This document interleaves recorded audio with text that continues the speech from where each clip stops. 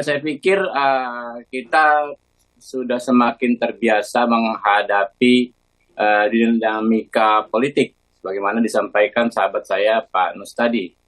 Jadi pada prinsipnya sebenarnya kita ini kan dalam satu frekuensi besar yang sama antara kami Partai Gerindra dan rekan-rekan PDIP, lalu antara pendukung Pak Prabowo, pendukung Pak Jokowi, kita dalam satu frekuensi besar yang sama. Ya, ada 3 poin. Yang pertama adalah kita sepakat bahwa pemerintah Pak Jokowi ya 2 periode ini berhasil ya, capaian-capaiannya luar biasa, legasinya luar biasa ya, sehingga kita juga sepakat keberhasilan ini haruslah dilanjutkan oleh kepemimpinan nasional berikutnya yang bukan hanya memahami situasi tantangan-tantangan yang ada saat ini, juga mampu dan karenanya berani bersikap ya, melindungi kepentingan bangsa dan negara baik di internal maupun di eksternal, di tingkatan internasional.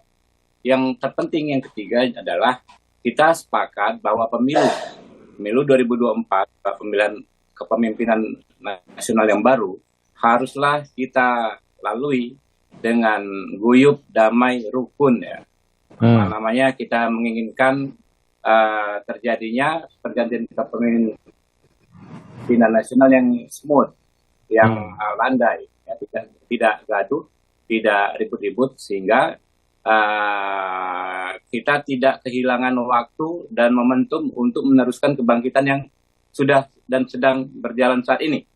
Jadi kalau kemarin Pak Prabowo ada mendapat dukungan dari beberapa kelompok relawan dan lain sebagainya, itu hal yang biasa ya. Ke berbagai daerah hal yang biasa, ketemu berbagai kelompok masyarakat, itu hal yang biasa.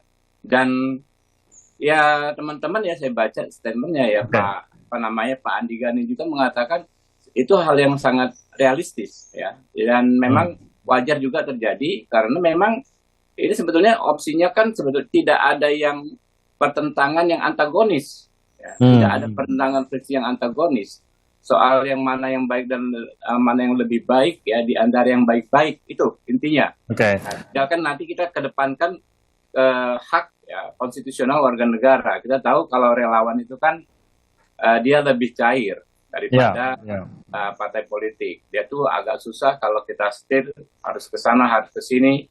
Ya, sehingga ya biarkan saja dinamika ini terjadi, nggak ada yang masalah ya. Kecuali misalnya struktur partai tertentu mendukung Pak Prabowo, nah itu kan nggak pas. Kami juga tidak menginginkan hal-hal tersebut.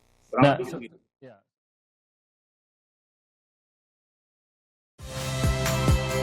Saya Nitya Anissa.